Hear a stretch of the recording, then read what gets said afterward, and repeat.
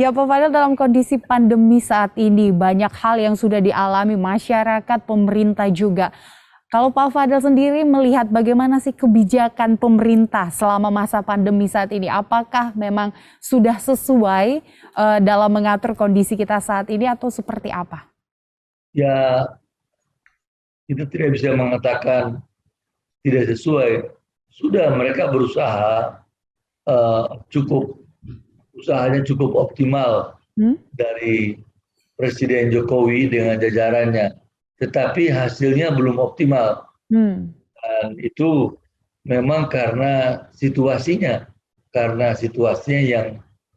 yang demikian berat dan bukan saja di Indonesia, tapi juga di Amerika, di Eropa, di negara-negara lain juga mengalami hal yang sama. Hmm. Tetapi yang hebat itu kalau kita lihat di Dubai misalnya, ya Singapura, mungkin bisa kita jawab itu negara kecil, tapi juga eh, public service-nya yang mereka laksanakan di masa pandemik ini berbeda dengan di kita. Public service inilah yang saya katakan perlu ada perbaikan-perbaikan ke arah sana. Mhm. Baik. Pandemi saat ini, Pak Fadel, memang banyak sekali masalah-masalah baru yang muncul. Akhir-akhir ini pemerintah juga sedang berusaha bagaimana vaksin segera dilakukan bagi semuanya. Kita mendapatkan angka vaksin yang cukup tinggi. Namun kini beredar banyak kasus itu sertifikat vaksin yang tidak seharusnya, banyak sertifikat yang palsu digunakan agar masyarakat ini bisa bebas bepergian kemana-mana. Nah, kalau dari Pak Fadel sendiri melihat kasus tersebut seperti apa? Ini kurang di bagian penanganan dari kebijakan pemerintah yang kurang ketat kah? Atau memang dari masyarakatnya yang memang selalu saja ingin melakukan hal-hal yang bisa mereka lakukan tidak sesuai dengan peraturan dari pemerintah? Ya, saya kira ini tugas Menteri Kesehatan yang perlu dibenahi. Hmm. Menteri Kesehatan yang perlu ada pembenahan-pembenahan di dalamnya sehingga jalan dengan baik. Saya kira beliau sudah berusaha, tapi masih banyak hal yang masih belum. Saya juga kurang enak menguraikan di sini Hmm. karena kami juga sudah sampaikan hal ini kepada Presiden, Hmm. sudah menyampaikan hal ini, dan saya kira ini pembenahan di Kementerian Kesehatan ini yang perlu diatur lebih banyak lagi, diperbaiki untuk menjaga jangan sampai timbul efek-efek seperti begini. Hmm. Baik. Dengan vaksin, kita masih berbicara tentang vaksin, Pak Fadel. Kita kan sudah banyak Ya, ekspor juga vaksin dari beberapa negara dan Indonesia juga tengah membuat vaksin Nusantara. Namun hingga saat ini masih belum ada, kalau dikatakan belum ada hasil kapan vaksin ini bisa kita gunakan. Nah, dari Pak Fadel sendiri melihat apa kesulitan dari negara sendiri untuk membuat vaksin sendiri untuk negara kita? menurut saya sih harusnya tidak ada kesulitan karena teknologi ke arah sana sudah dapat dibuat, Hmm. sudah bisa dibuat, sudah dapat dilaksanakan dan dapat dibuat uji cobanya dan uh, menurut saya tidak ada hambatan, tinggal ikut prosedur yang sudah dibuat oleh BPOM dan Mhm. kemudian kalau sudah mengikuti dan diakui kita laksanakan, kita ikuti. Saya saya mendukung agar munculnya vaksin buatan anak bangsa Hmm. dan ini banyak ahli-ahli mikrobiologi. Saya baru minggu lalu bicara dengan beberapa tim mikrobiologi, mereka malah eh, memiliki beberapa ide-ide untuk vaksin yang tujuan utama adalah meningkatkan imun tubuh Hmm. orang per orang. Saya kira bagus kita laksanakan ini di Indonesia, tidak ada masalah. Dan prosedurnya di BPOM sudah ada, tinggal diikuti aja. Mhm. Saat ini juga kondisi kita sudah mulai diperlonggar, Pak. Kalau kita lihat sudah banyak juga tempat-tempat makan yang sudah bisa dibuka, masyarakat sudah bisa pergi ke mal dan kita sudah bisa melakukan yang namanya pendeteksian vaksin itu melalui aplikasi Peduli Lindungi.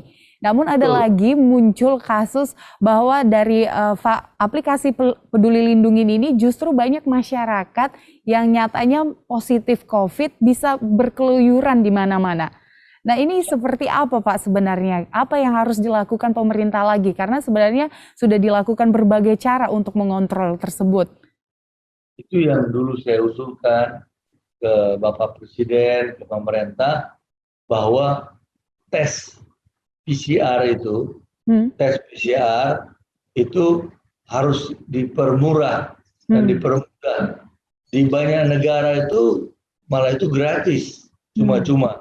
Nah, kita harus dipermudah, dibuat harga yang terjangkau. Sekarang kan diusahakan di tingkat Rp400.000, kalau bisa lebih murah, lebih bagus. Jadi orang merasa kalau dia badan kurang enak, kurang sehat, dia tes apakah ada virus dalam tubuhnya apa tidak.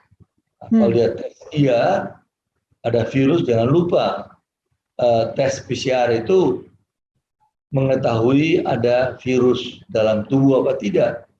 Salah satu virusnya sekarang katakan corona, bisa aja virus-virus yang lain ada dalam tubuh. Jadi harus diperbanyak tes itu sehingga kita tahu bahwa lama-kelamaan orang dengan mudah, oh ya saya ini rasa gak enak ada virus, tes, oh ya udah kalau begitu kasih suntik vitamin ini, suntik itu. Jadi sudah menjadi terbiasa gitu. Jadi orang tidak seperti sekarang, apalagi pada waktu yang lalu tuh, waduh rasanya seperti sesuatu yang luar biasa, mesti ini. Juga masalah karantina yang berkepanjangan, ini juga mesti dibatasi. Saya malah menyampaikan ke Bapak Presiden baru-baru ini, ketemu dengan beliau, kalau boleh Bali itu dibuka saja, kasihan hotel-hotel di sana itu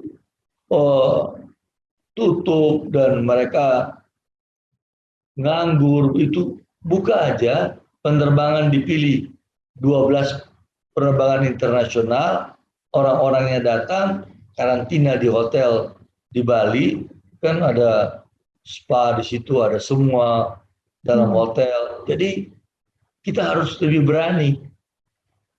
Sedikit ada terobosan ke arah sana, terutama menyelamatkan Bali ke depan dan tempat-tempat wisata. Nah, saya lihat sekarang seperti yang dikatakan tadi oleh Mbak Gesmi, restoran mulai dibuka, tempat-tempat wisata dibuka dan sebagainya. Nah, untuk itu memang harus diperluas tes PCR-nya diperbanyak, apalagi tes yang lain yang diperbanyak sehingga orang-orang yang ada membawa kuman dalam tubuhnya tidak berjangkit ke yang lain. Itu yang harus dicegah saat ini. Di tempat lain itu kalau kita datang mereka ada barcode-nya malah untuk mengetahui. Saya ke Rusia di saat pandemi ini, itu kita tes, kasih. Saya ke Dubai dikasih barcode, kita kemana-mana tahu kita negatif, ada yang positif langsung dikasih gelang. Jadi ini harus dibuat oleh kita pada saat ini dan ke depan. Ya, Pak Fadil tadi Bapak mengatakan bahwa Bapak pergi ke beberapa negara. Boleh diceritakan Pak bagaimana penanganan pandemi di sana dan perbedaannya dengan Indonesia? Apa yang perlu kita adopsi? Hal-hal yang baik di negara lain? Yang saya lihat yang bagus itu di Dubai dan di Rusia. Di Dubai itu kalau kita tiba di bandara, langsung kita tes PCR gratis, ada mesin-mesinnya.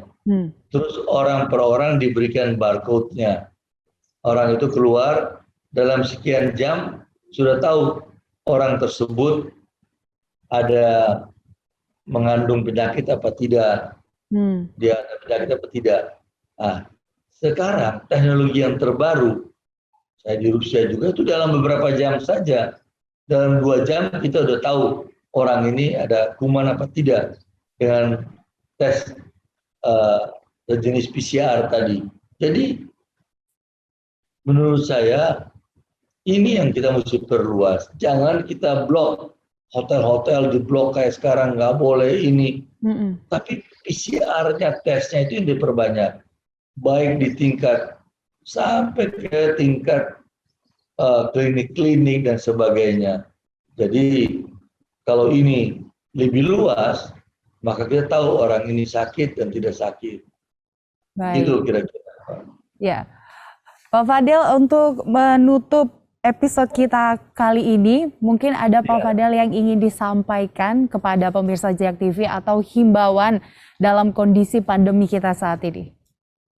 Saya ingin menyampaikan bahwa kepada masyarakat kita harus jaga apabila kita ada perasa diri kita kurang sehat, kita flu dan sebagainya, segera ke klinik terdekat, ke rumah sakit terdekat, dan sudah kami bicarakan, mintakan ke Presiden, juga sekarang saya minta ke Menteri Kesehatan agar dibuka seluas-luasnya orang untuk mempermudah tes dan sebagainya, sehingga tahu siapa yang ada. Dan kemudian pemerintah harus pakai barcode bagi setiap individu. Kita kan sudah ada kartu penduduk dengan sistem IT yang hebat.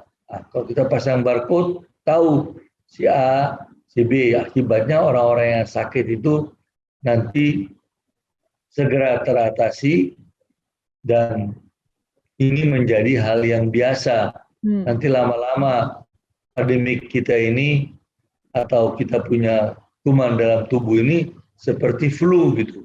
Nah, orang kalau sakit flu, ya dia tahu pakai obat apa, lama-lama obat-obatnya juga makin banyak. Saya kira insya Allah bisa segera teratasi hal ini, dan kita pada bulan November sudah makin membaik seperti apa yang kami bicarakan dengan Presiden di Istana Bogor, dan akhir tahun orang sudah mulai bisa berlibur kembali, suasana makin membaik. Dan tahun depan kita kembali memasuki era yang new normal seperti di beberapa negara lain. Baik. Begitu, Mbak. Ya. Baik, terima kasih Bapak Fadel Muhammad, Wakil Ketua MPR RI, sudah bergabung bersama kami di program Meet the VIP. Sukses dan sehat selalu Pak Fadel. Terima kasih. Terima kasih. Warahmatullahi wabarakatuh. Waalaikumsalam. Sampai jumpa lagi. Ya pemirsa, demikianlah perbincangan kami pada episode kali ini, dan kami tetap mengingatkan Anda untuk tetap mematuhi protokol kesehatan 3M, karena meskipun vaksin sudah tersedia, tidak berarti Anda abai terhadap protokol kesehatan. Saya Gesmi Sitanggang beserta tim yang bertugas pamit undur diri dan sampai jumpa.